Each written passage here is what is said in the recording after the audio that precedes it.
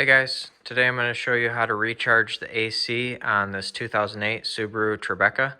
If this video is helpful, can you smash that thumbs up button for me and leave a comment down below for the YouTube algorithm? Really helps out a lot. First thing we need to do is pop our hood. Now we're going to remove this cover, so make sure you're not doing this when the engine is running because there's a belt running right here. But just lift this up like that. You can set this off to the side. Now our AC low pressure port is right back here. So we are going to unscrew this cap. Set this someplace safe. Now we're going to start our vehicle. And then we are going to turn both of our temperature settings here as low as they go.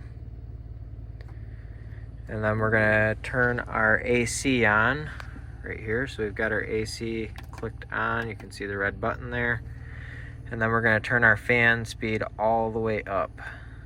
Now we're going to take our recharge hose here and we are going to connect it to our low pressure port here. Simply push it and it's going to snap right on. There we go. I don't know if you heard it click or not, but it clicks on there. Now we can see that our needle is drawing down as our compressor is turned off right there. The needle pops back up. As the compressor kicks back on, we'll see both our needle draw down. We'll hear that click, see the compressor start spinning over there.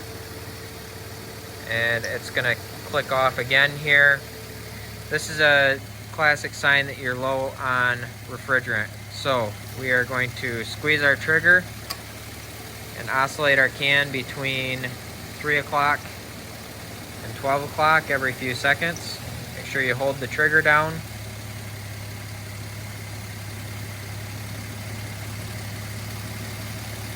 What we want to do is we want to keep doing this until our AC compressor stays running all the time.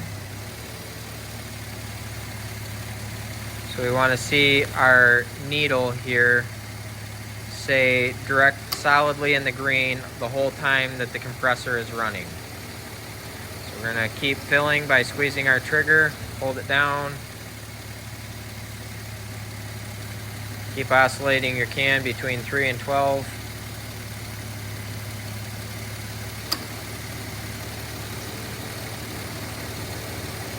Okay, my can is empty, but this should get you the idea.